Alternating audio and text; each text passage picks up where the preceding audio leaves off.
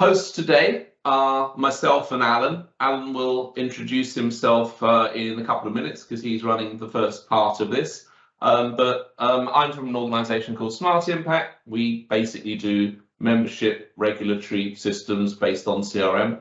With that, I'll just run through the agenda. It's 5 main parts. We're going to look at the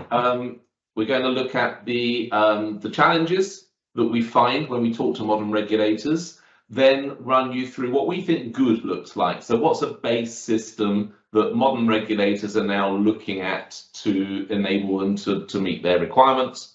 Then how to get from that good to great. So some of the other things that we are doing in organizations that we think are dramatically improving how they operate. Then that's the end of the presentation part. We'll start to discuss, we'll move on to a discussion around some particular case studies, what goes well, good examples to be learned, and then we'll open that up to questions and answers with everyone. So that's what we've got planned over the next hour. And with that, I shall hand over to Alan. Great, thank you very much, Steve. Good morning, everybody. My name is Alan Reed. I'm an independent consultant working for many years in the regulatory sector. A little bit of background: I've worked with organisations like the Nursing and Midwifery Council, the Scottish Bar Council, ICAEW, and the Bar Standards Board. So I'm delighted to be talking to you this morning. So first of all, we talked to over 100 people in the regulatory world, and we were trying to get an assessment of what's the reality on the ground, what's the reality of being a regulator in 2022 and looking forward to future years. We asked them some core questions about your business. So even forgetting software, forgetting how you do things, what are your major business functions? What must you do for a living that makes you what you are? What is the gap between what people expect of you, where there is a gap, and what you're able to do? And what are the biggest challenges that you have? And then, of course, we're asking people what they see coming down the line, what they see the biggest challenges moving forward in future as well. So we got some interesting feedback, focusing first on the challenges. The survey results with over 100 conversations and responses. If we could kind of render it down into the essence of what people were talking about, one of the main things was a direct quote saying, "We have to deliver some really complex areas with some very specialized business functions. And then, of course, there are widely different audiences around that." And that was a core part of the challenge that people were talking about. So one of them even expressed it this way, saying, "Oh, that play with the incredibly annoying James Corden in it, where people are being dragged left and right, trying to meet competing obligations with hilarious consequences." Well, for us, it's not 2 governors, it's 3 governors, because in fact our different audiences are we have to deliver a whole series of different functionalities to one audience, which is the professions and industry. And many regulatory bodies are having to deliver very complex functionalities to those areas that are being regulated. So, for instance, some of the most sophisticated and complicated case management that I've ever seen has been in the world of regulatory bodies, but also some of the most sophisticated and complicated educational activities. So if you take an organization like the Nursing and Midwifery Council, not only do they have to decide if someone's got a case to answer that might have life or death consequences for individuals involved that were involved in that case, and the right to practice for that individual. So incredibly challenging functional requirements and cultural and business requirements there. They also deliver full-fledged qualifications, events, courses, all sorts of continuing professional development requirements. So some genuinely complex to nuanced business areas that are actually very separate from each other in many ways. And of course, many regulatory bodies also deliver a membership function, which has the challenge of keeping separation whilst providing a streamlined service for those organizations. So that's one audience with a set of challenges. Another is, of course, that the public are expecting that the regulatory body provides a transparent, multi-channel, convenient service. They don't want to phone you up. They don't want to send you emails. They want to engage in the way that they want to engage. And then, of course, if they are engaged in some kind of complaint with your regulatory body, they want transparency. They want to be updated on that. They want to feel that they're being taken seriously and provided with a service. And of course, last but far from least is government. I've worked on some government panels where we've been discussing regulation and policy, and then trying to work that through into how the regulatory body then enforces that policy or educates the profession about that policy, as well as, of course, the statistical and reporting requirements for those audiences. So genuinely complex organizations delivering to lots of different stakeholders, and those stakeholders can push and pull in different directions. So what that led to over time, and what we're seeing now in a lot of regulatory bodies, is what people are calling the functionality gap. Essentially, the organizational needs in servicing those audiences and meeting the expectations of those stakeholders have gone shooting up, particularly over the last decade. But the technology provision and their access to data has not kept up. So what's happened is that what was normal 10 years ago, where there would be multiple different systems, one for complaints, one for education, a completely disconnected website, etc. That was fine 10 years ago. Now it's not fine. It results in a lack of take-up, lots of workarounds, people working outside of the system, and then spending their whole time fighting with their data, fighting with their systems, trying to compensate for this complexity, but doing it manually in spreadsheets and so on. The other challenge is, of course, that the organizations are finding themselves unable to respond to changes in the market. So essentially, what has changed in one line is that everyone is now a modern digital consumer. So the idea that you might be able to manage something over a period of months and then just update people at the end of that process is no longer seen as acceptable. People are no longer able to work with that. So we then get these three audience challenges. As we've just talked about briefly, members expect to be treated this way as a service.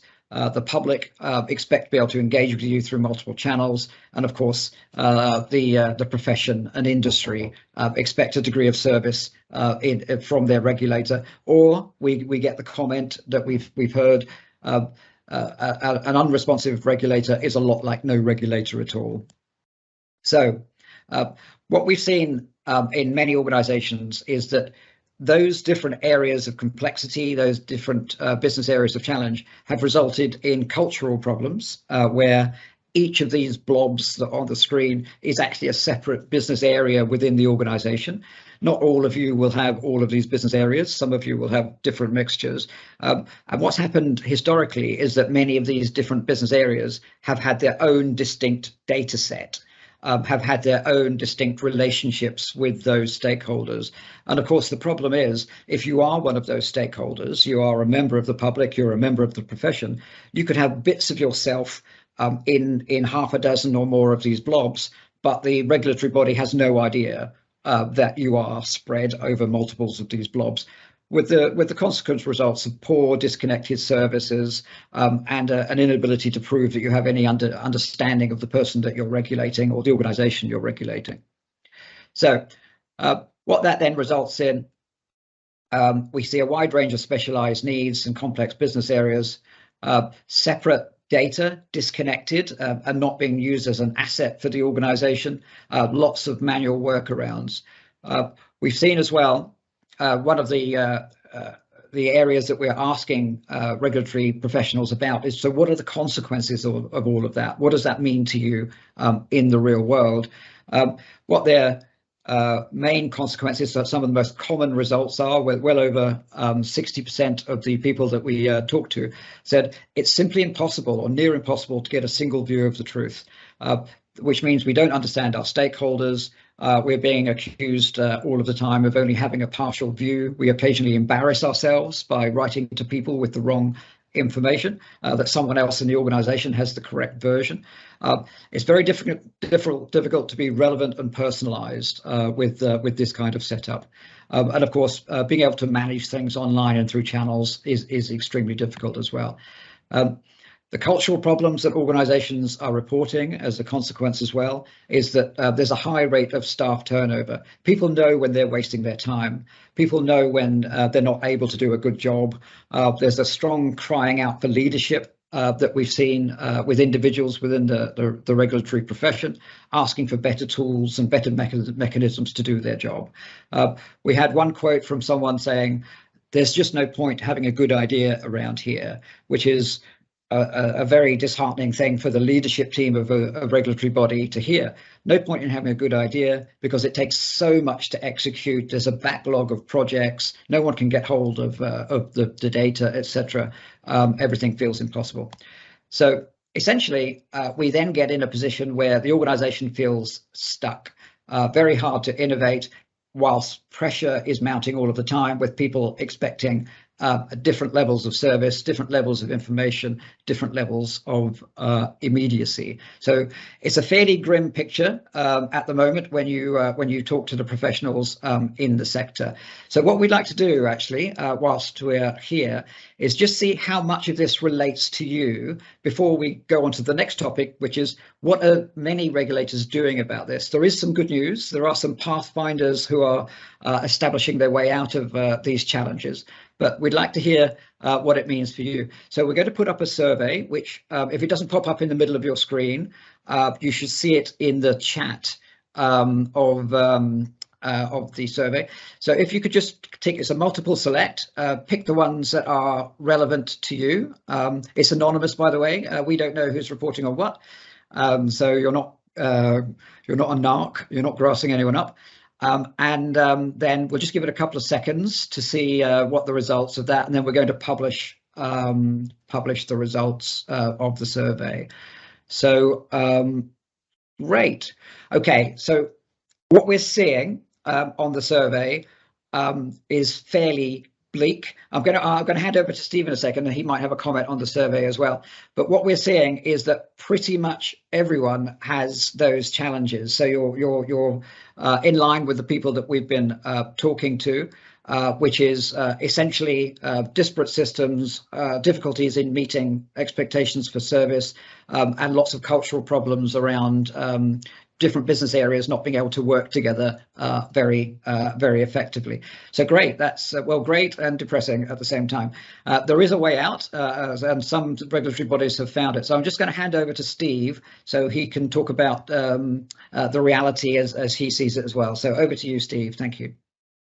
Okay, so right, we're back again. So yeah, I mean the interesting thing for me on that survey is that actually it's quite widespread across all of the 5 areas that we asked. So providing a good service to the public and via our website are actually pretty low, 12 and 14% respectively, which I'm interested in. But yeah, as Alan says, it's a reasonably bleak feedback, but I hope that that's that things are more positive than that. And what we're going to look at here is what we think good looks like to address a number of those different issues. So if I move this on, this is a combination of some of the things we've been doing in our customers, plus coming out of observations and conversations with other regulatory organisations as well. So as Alan showed, what he called blobs, but essentially very important systems that people are using. these are examples of what will be in place in a lot of organizations. So if you're a pure regulator, you'll have some of these. If you're a membership and regulator, you'll have pretty much all of these, I suspect. But the point that we find is that a lot of these basically have evolved as point solutions. So an individual has built something they need, maybe in Excel, maybe it's then used by other people, but they're point solutions or departmental solutions that aren't linked, usually on different tech. So you can't get that overall view because they're not integrated at all in many cases, or if they are integrated, it's not in an agile way. So a business need changes, that involves 3 systems that are integrated, but you can't actually change the integration to pass the new data from one system to another, that sort of issue. So it's very difficult for any individual to get a comprehensive view of the stuff they need to do their specific role. So how do we address this from an architectural point of view? So it's quite simple. Ahmed, can I just say there's someone waiting in the lobby that's just arrived? Thank you. So how we address this from an architectural sort of philosophy, the core philosophy is to build a platform. Now that platform can be a single large solution, or it can be a multiplicity of other specific systems, but you want as few core systems as possible to deliver all of your major functionality, because then they can be integrated more simply. And they can be integrated properly so that you get a combined system to deliver everything. But crucially, those systems also have to be tightly integrated into your website and external stakeholder, whether they're customers, public, governmental, or whatever, their website, their apps, whatever the channels are that you use with them. So that's crucial. Few systems as possible, tightly integrated, involving external channels as well. And what that can start to give you is the ability to share data across all of those different modules, but the data can be displayed on internal systems, it can be displayed on your website, it can be collected on your website, and it can be displayed and collected again on mobile apps as well. And you can be using any device for this. So it's not just internal systems where you're collecting the data. You can collect it off any of the screens, which are external or internal, but they're all subject to very tight security. So it changes your ability to react to your stakeholders and collect information from them and so on. The second thing is that using technologies like Microsoft Power Automate, which is a workflow technology, processes can go right across the system, so from department to department. So operations can get passed from one area or one person to another department, out to the stakeholder, back in, ask more questions and so on. So processes can go right across the whole system once you've got this platform. So you're becoming you can become very automated where needed, and you become very efficient where needed. So it changes the world once you've got a tightly integrated solution platform like this. And a good example of where that gives you extra flexibility is if you've got a process that goes across different departments, you might decide that actually you could really improve that process by taking external expertise in. So, for instance, a good example is where in one of our customers, they aren't specifically always legal experts, but they might need legal expertise on particular cases that they're handling. So they want to go out to a panel of solicitors. So essentially, you can just put that into the process, the ability to go out to a panel of available solicitors. You could either send them requests via email, please can you complete this information, or you could send them access to a form they could fill in directly to give you information. You could even do it by chat in real time, depending on your relationship with your panel, but you can just plug that in to the process because you thought of a good idea, because the technology is agile enough to enable you to do those sort of things. So changing processes, additional services, things that help you a lot better are much, much more available. And it gets very far from Alan's situation where staff sort of know what good should be, so they lose heart. Good ideas become a really, closed mindset disappears, and good ideas become a real driving force for system improvement, because then you know what the art of the possible is. You've then got to decide what really fits, what's a good business case, and what you want to do. So there's no constraints. So that's what good starts to look like. The other part of this as well is that if you've got multiple systems integrated like this, other technologies like Microsoft Power BI can extract and consolidate and help you analyze data from all over that system. So again, you can react to the ad hoc requests that we all know and love that used to go and sit in IT for weeks if they ever got answered, where someone comes up and says, look, could you just produce me a list of this, or can you just do this for me, or can we analyze that, or have we had this sort of situation before, how many times? So you're able to react much faster to managerial requests, internal improvement analysis requests, but also maybe government requests, questions from ministers or whatever. So flexibility is there because the system's much more available. So moving on, so I hope that that's clear to everyone, but this is a real example of one of the managers of caseworkers screens that we've got. Let me move in, just in case that's not completely clear to everyone, let me move to a more open view. So you can see here we've redacted a lot of it, obviously, because we don't want to show the information. But what I hope you can see is this is a manager of caseworkers in a particular department able to see all of the cases and their status at a glance. So what's the state, what's the case subject, what's the number, who's the caseworker that's on it, but where are they on a red, amber, green traffic light system? So the system set SLAs. We've also got a target end date. Is that target end date faster than the SLA? Later than the SLA? And therefore, is it amber? Is it red? Is it green? So you can get at a glance what the particular case type's urgency and progression is. And you can see some interesting examples. And this actually is live from one of our customers.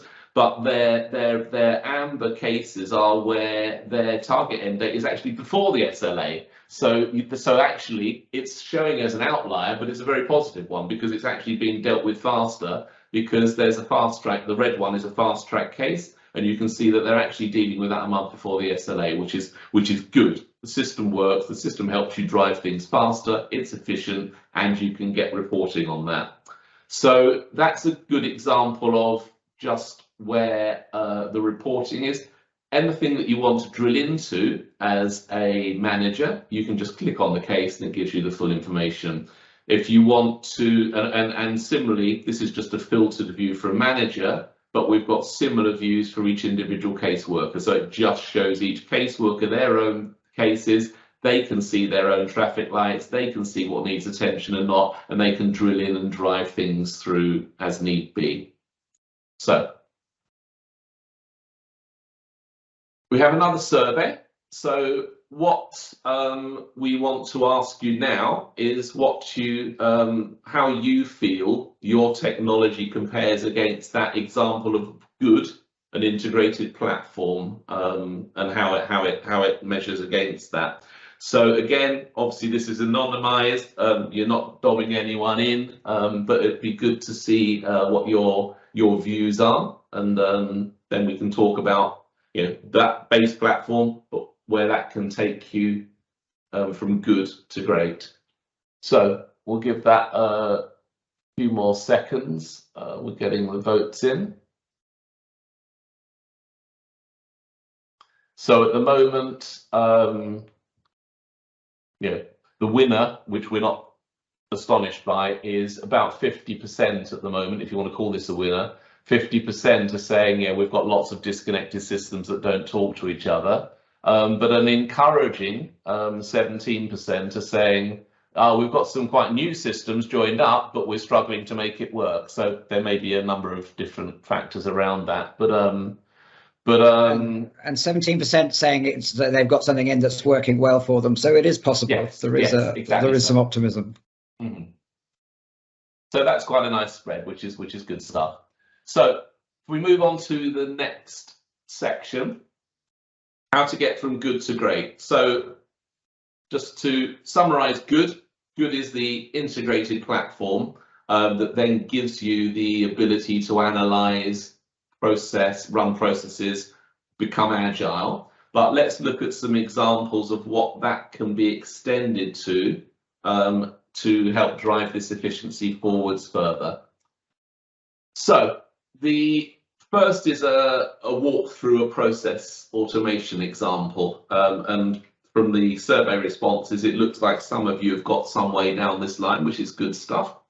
So the example here, and this is a simplistic example, but it's setting up an initial hearing. So there's been a complaint made or a case raised, and we're now going to start pulling the parties together to basically set up that initial hearing, and then it would pass after that initial hearing and the decision point to separate processes. So this is necessarily simplistic, but we want to make some core points out of this. They're all tailorable. This isn't one size fits all, and actually doing things in an automated digital way like this is just one channel. You can actually run multiple channels to get to the same end, which again gives you the flexibility of treating different customers, different stakeholders, different defendants in the way that best suits them, while you're still in control of the process, the steps, the driving and SLA management, and therefore the efficiency of it. So the first steps we do is we have sent an email through to the defendant because a case has been raised, and it says, look, this is the background, this is what's going on, this is what we need to do. So first, can you click on confirm to say you've got it and comply? And obviously the system sits there waiting for that, and if it doesn't happen, you can move to a second escalation. But then there's information gathering that can be done on website, it can be done via email, it can be done however you like. Websites are good, as long as there's a save what I've done now and return to it later button, so you don't have to do everything at once.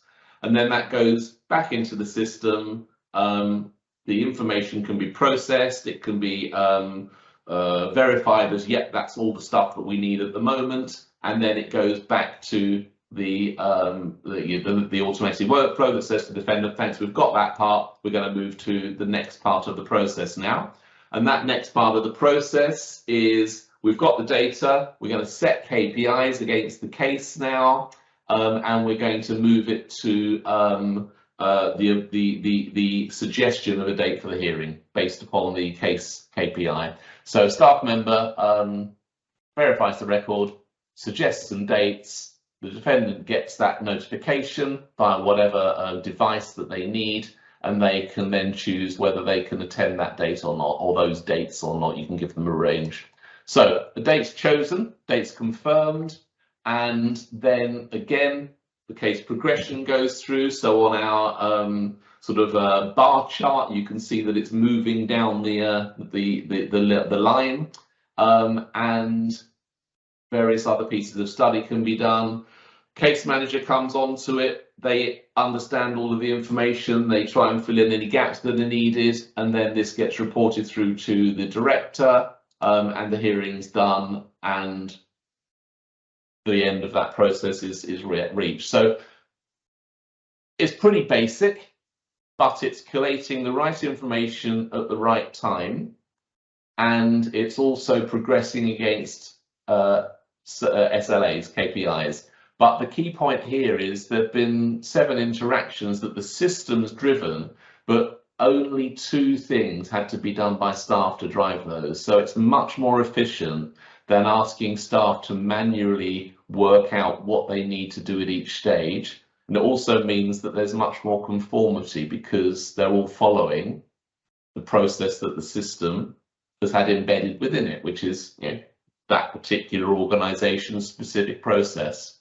So that's just one example of that, and the sort of things that you see, you can make it as friendly or as stringent as you want for the defendants, and equally you can be updating any complainant, you can be updating any other stakeholders via any of the different devices or channels that you want the system to support. So it's very interactive. So that's a quick walk through one sort of piece of automation.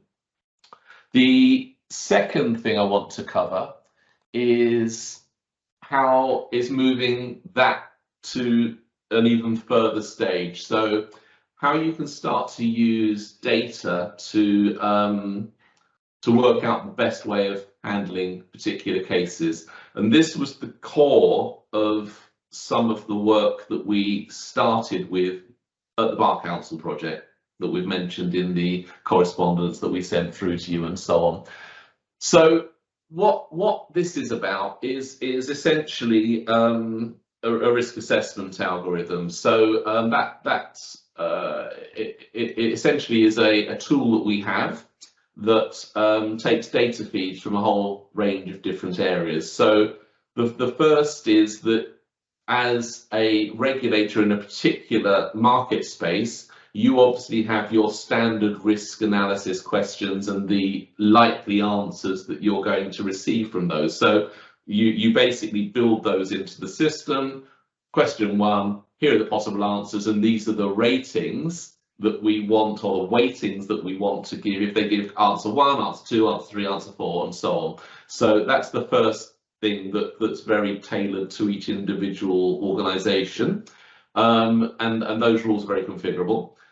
There's also then a large amount of valuable data that you should have and probably do have within your organization. So this is mineable information. Well, have we seen this before? What happened in that case? Did this type of complaint lead to something very serious, or was it something quite minor? Is this particular individual a known lag who keeps multiple offending, or is this a first time and actually they look like it's just a complete sort of one-off? So you can start to look at all of these different pieces of information you've gained in the past to help you understand the risk and predict what's likely to happen with this case in the future.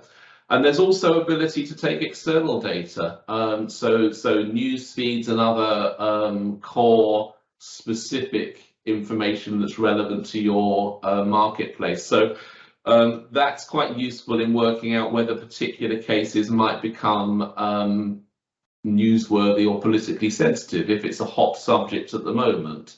So it could be something around politicians and expenses, to use a classic old example which keeps resurfacing, or we can all think of lots of horrible situations like that, where, again, you just want to be much more sensitive. And the whole point of this is that the case comes in, it gets triaged, and then it can be sent to more senior or more junior or more rapid or slower processes and different handlers. That's the whole point, so that the most efficient route is taken and it's given to the most suitable staff to do it, so that you essentially, as a regulator, are starting to get improved SLAs and rapid urgent cases done rapidly and urgently.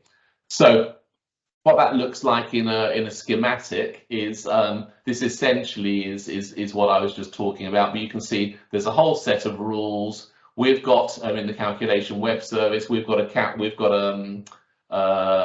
tool that essentially grinds the numbers through, but essentially on a base of information gathered, information you've prepared historically, and your own risk assessment rules. This comes up with risk scores, and that helps you triage the case and the user and assign it to the right people. And this next one is a schematic example of what we did at the Bar Council. So you can see it's sitting across Dynamics and SharePoint, giving access to data and documents and images and everything else that's needed.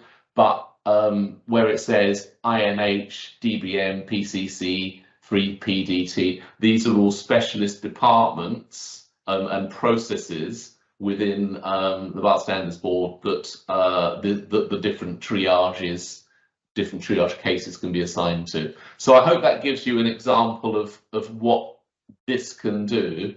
Now, where that affects the base workflow that we showed you earlier was that it can affect that in a number of areas. So the first is right at the beginning. A complaint's been made, and you can start to understand, even from the nature of the complaint, whether it's likely to be very serious or very politically sensitive or actually basic. And what that does is change the type of message you give to the defendant. Take notice of this, it's really important, or actually this has come in, but we're being very friendly about it. But also it then moves on to other areas in the whole process. So the first one, top right, is what information you ask initially. Now that clearly should be based upon the type of case anyway. So different processes will ask for different information based upon the nature of different complaints. But if it's a serious risk complaint as well, you might want to ask for specifically more information that you wouldn't ask for if it was the same type of case but a lower risk. And also you may, if you look at the bottom right, want to alter your KPIs dramatically because this might be a very, very urgent case. It then moves through to the left where you've got a case manager assigned. You can choose your A team or slower teams or less specialist teams. And you can choose also the triaging can automatically involve senior staff much, much earlier in the process. So that, again, this adds a new layer to this process because all of that stuff can be done automatically for you. So again, your staff aren't having to make the decisions. They're just working with the system and the system's helping them drive through the activity on the processes. So I hope that's given two good examples of where a platform could then start to become very process efficient, and then you can start to add additional services to it to really drive that efficiency to new heights. Happy to answer more questions on that later on. I know some of it's going to come up in the discussion, and that discussion is what we're going to move to now. So I'll hand back over to Alan and he'll introduce Ahmed and we can discuss our projects. Great. Thanks a lot, Steve. And at least there's some encouraging news that some are doing it well. So with that in mind, I'd like to introduce Ahmed into the conversation. Ahmed, you were the project sponsor on these projects. So I just wanted to ask you about how the projects went and what the challenges were. So could I ask you, first of all, Ahmed, you were the project sponsor, the senior supplier in agile terminology, the project sponsor on the Bar Standards Board, Bar Council, and Solicitors Regulatory Authority projects. Could you describe a little bit about what the role of the project sponsor is? How do you help the client as the project sponsor? Yeah, sure. So let me give a bit of background about the clients first. So the SRA and the Bar Council, so they both work and regulate the legal profession. They decide who can be a barrister, who can be a solicitor or not. They are slightly different size. So the SRA regulate about 200,000 solicitors across the UK, while the BSB, they regulate about 17,000 barristers. So they're slightly different in size, and this, of course, this can lead to different involvement, from our side as a supplier. But they both have similarities when it comes to issuing authorization to practice certificates, like renewing these certificates and handling different matters related to their members, such as complaints against their members, whether it is from the public or from other professional bodies. As a supplier, when we get involved, we need to assess the objectives of the organization. So what are they trying to achieve? Of course, everyone wants like new modern services, and they offer like the best service to the public and their members and so on. But we need to assess where are they in their transformation journey. So when we got involved with these two organizations, they were slightly different. So we have the Bar Council. They had a legacy system, and it was pretty much like just a database full of information, heavy data entry, software, a lot of scattered systems. There is no integration, or there is limited integration, and to expand this integration is very difficult and very costly for them. And we looked at this and we said, okay, you need to replace this with a more modern platform. This is the foundation for any work you need to do in the future.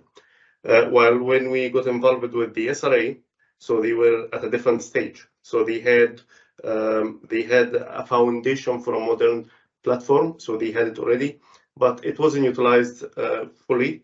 And also they wanted to expand what they're doing with this platform. So as a sponsor, you assess the current situation and you advise on the next stages.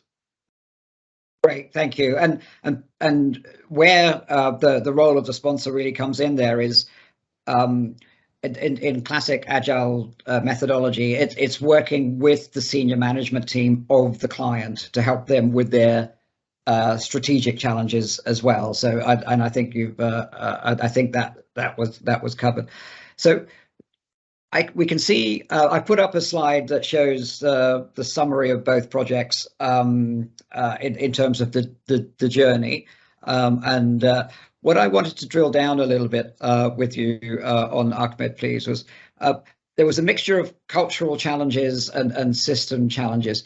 So you've mentioned that they were both using older or disconnected systems. What were the main kind of things that they were trying? What was their main vision that they wanted out of the project? The problems that they wanted to solve and where they wanted to get to?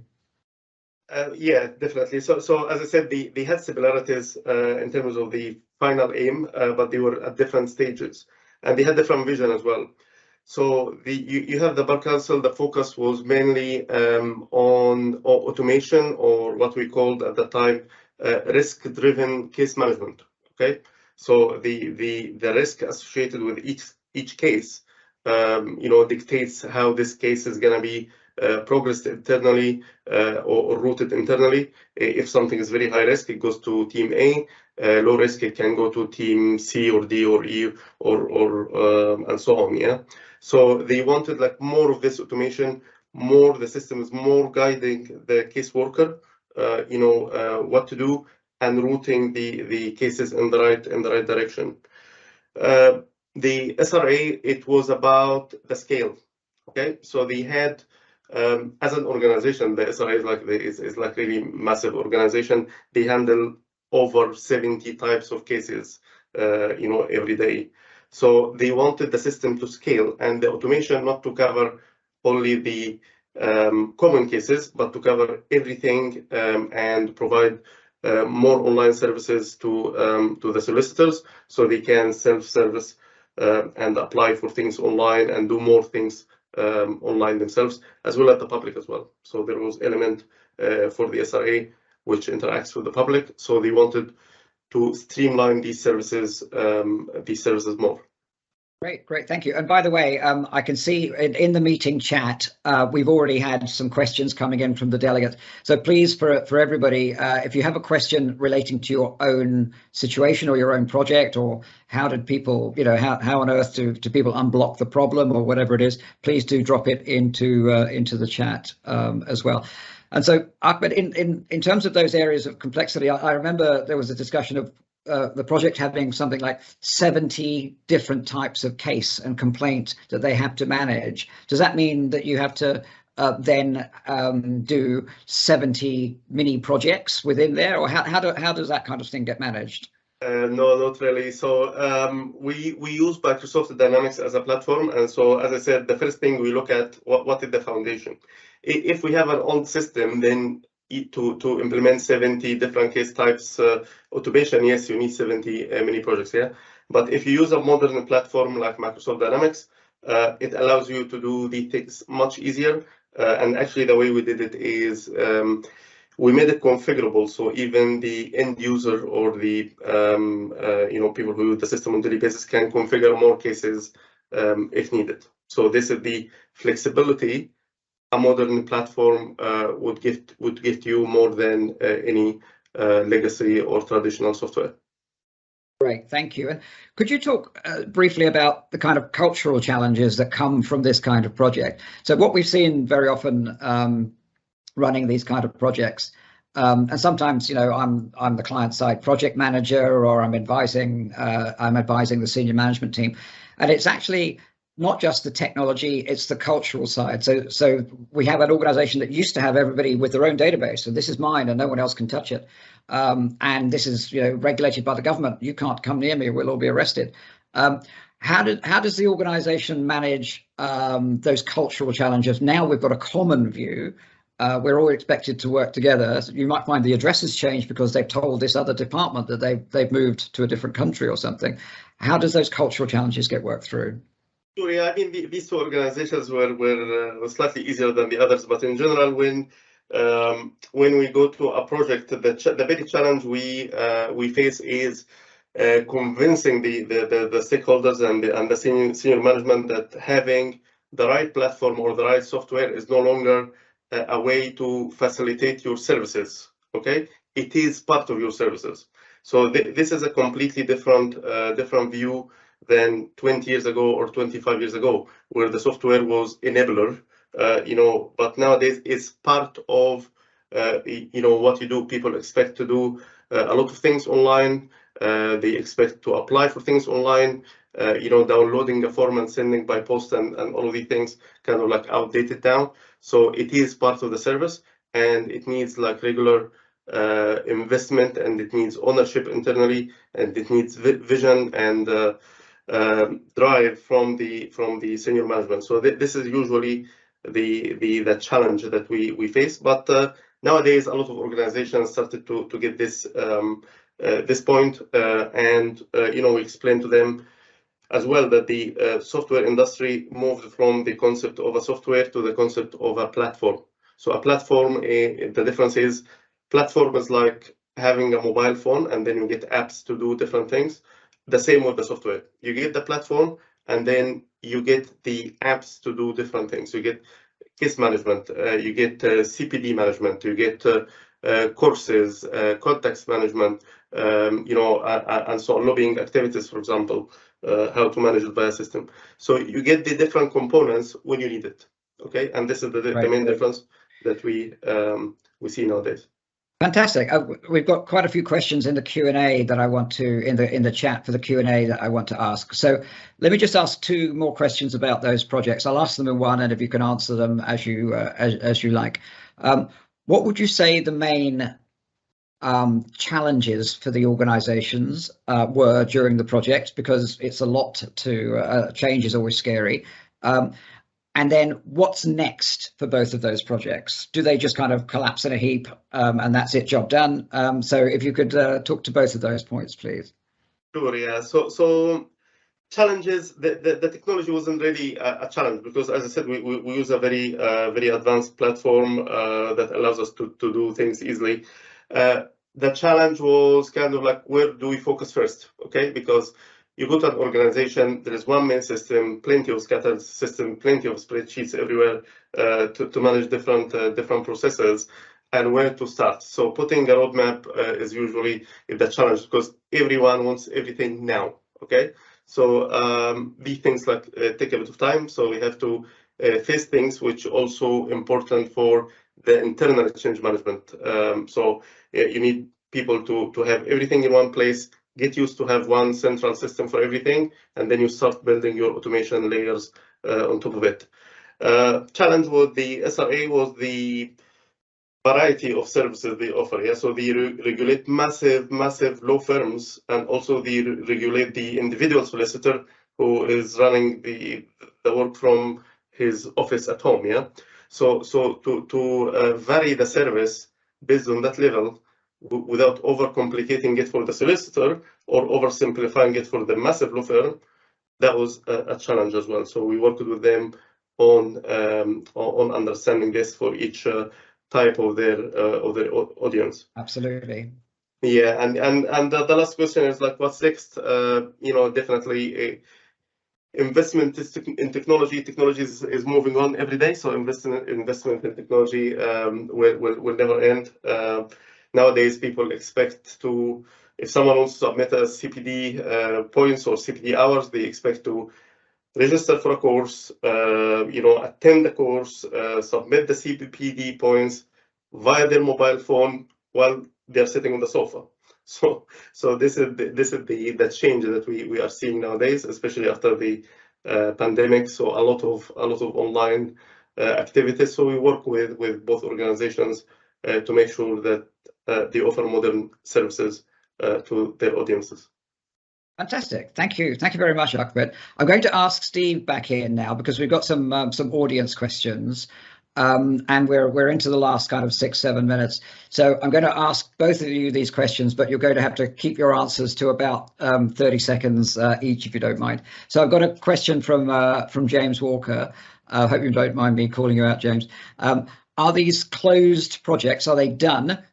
Or is there continuing work? I think you've partly answered that already, Ahmed. Steve, if you don't mind adding you're close to these projects too, so your points on that as well, please. Yes, so I've put some response in the chat, but James, yeah, these are delivered projects. The Bar Council, we started about 4 or 5 years ago. The SRA 3 years ago now, I guess. But our projects tend to be multi-stage, so you get some early benefits in a project, it goes live, people start using it, we provide continued support, but then there'll be phase 2, phase 3, phase 4, which might be integrating to other systems, or my example of adding in the panel solicitors into a process. So you can get into a stage of continuous improvement, and those projects work much more effectively, we believe, than doing a massive monolithic let's get everything done before it goes live approach. So that's the route we take. Start with minimum viable product, deliver it, get the benefit from it, and then start enhancing it as you need to. Fantastic. And we've heard a lot about how regulatory bodies have very specialized areas of functionality. Regulatory bodies are different, and people who have to manage complaints cases and perhaps membership and education, whether you're a reg body or not, are different. So did these projects, I'll ask this to both of you, did they require a lot of custom development? This is an audience question. Did you have to go off and create brand new software for these organizations with the problems of upgrading and so on? Could I pose that question?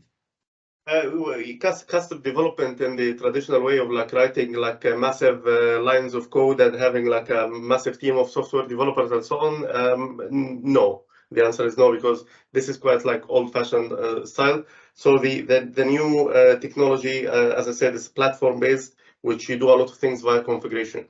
So you configure business process for each case type, for example, to take the caseworker via different stages. This is configurable without writing any code.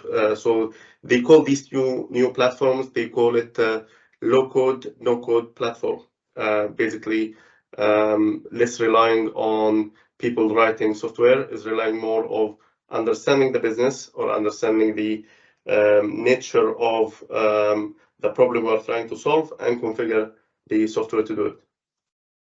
That's a really important point, I find. One of the projects that I got asked to advise on, it was a rescue project that had gone horribly wrong. And one of the earlier comments was, we should have known there was a problem when the supplier said, you do CPD, can you tell us what those 3 letters stand for? Suddenly you're explaining ordinary industry terms to a supplier. So it's really about it's the knowledge of the supplier and their experience of using the configuration rather than a bespoke project. Great, thank you very much. So another question that we've had is, this is website related. So yes, we've been clear it's very important to integrate these channels in the website. Do I need to replace my entire website if I'm going to improve my back office systems and offer online self-service? No, the answer is no. We have portals and self-service portals that can be embedded within our website, so it can look like the main website, but without changing the main website itself. And it uses what we call single sign-on, so the end user of the website wouldn't feel like they are moving from one website to another via a background technology. It is seamless movement between the two. So the answer is no. There is no need to replace the entire website. And then final question. I don't want to overshoot on time. How long did the projects take? If you were to kind of have an average length to the point where they were able to switch off large chunks of their old systems and switch on the first stage, that minimum viable project, that first go live, roughly how long from the start to that first go live? Now, these are really big, complex organizations, but how long would might that take? It varies, I'd say. So the fastest is typically around 6 months. Others can be a year or longer, depending on what that first phase is. But also, there's not a need to replace everything anyway. The hub model, the platform model I put forwards, can be having a controlling system but integrated to other legacy systems. So this isn't, you don't have to replace everything that an organization's got. You keep what's good, or you keep what's acceptable. And you replace the core stuff to meet the strategic aims of integratability, process control, and that sort of stuff. So this, we always want to use what's there, because if it's the classic thing, if it's not broken, don't try and fix it. So a minimum of 6 months. I think that's realistic, and usually a little more. Great, thank you very much, Steve and Ahmed, and thank you very much for the audience questions, everybody. Thank you. Thanks, Alan. Yeah, so thanks everyone. There are a few questions that we haven't got to, but we're out of time. So what we can do is we can get back to you on those individually by email, but thanks for raising those through. Can I just take this opportunity to say thank you for attending. We're delighted that so many of you came. Hope it was useful. And if there are any further questions you have, or if you'd like to talk to us in more detail about your specific challenges, then please contact me via that email address. We'll be circulating a resume of this by email anyway to each of you, and we'll have links to the recording. So I hope that was useful. Thanks for attending. Hope to see you again soon. Bye-bye. Thanks, everybody. Thanks. Bye-bye.